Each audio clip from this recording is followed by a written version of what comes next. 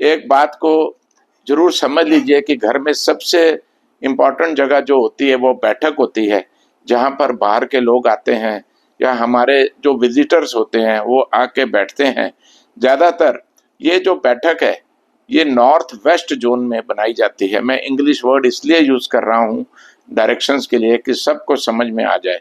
North west direction में रखा जाता है अमूमन तौर पे, और इसमें जो फर्नीचर होता है इस ढंग से रखा जाता है कि उसमें हवा अच्छी तरह पास हो सके और एकदम से वो मेन दरवाजे को ब्लॉक नहीं करे, यानी कि मेन दरवाजे को सट कर नहीं होना चाहिए।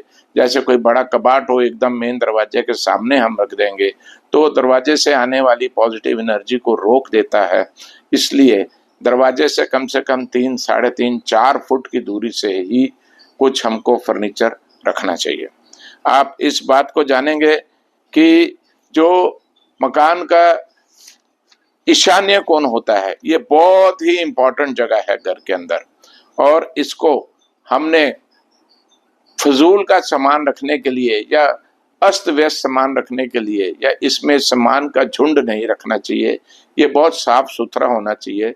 इस जगह को पूजा स्थान के लिए भी रखा जाता है और माना जाता है। यहाँ पर पूजा स्थान देवी देवताओं की मूर्तियां भी रखी जाती हैं, धार्मिक पुस्तकें या धार्मिक चिन्ह भी रखे जाते हैं। इस स्थान को बहुत पवित्र माना गया है और इसको पवित्रता से ही रखना घर में पॉजिटिव एनर्जी बढ़ा देता है। अब आ जाता है आजकल मास्टर बेडरूम जिसको बोलते हैं। बड़ा बेडरूम होता है और एक ही बेडरूम हो तो भी ये मकान के साउथ वेस्ट जोन में होगा तो ये ज़्यादा अच्छा है, और सोने के लिए हमारा सिर साउथ की तरफ या ईस्ट की तरफ रहेगा तो ये हमारी सेहत के लिए भी बहुत अच्छा रहता है।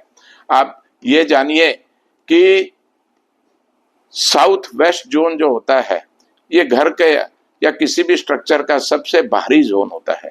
इसमें अगर हम भारी सामान या भारी फर्नीचर रख देंगे तो ये और मदद करता है बहुत पॉजिटिव एनर्जी क्रिएट करने में।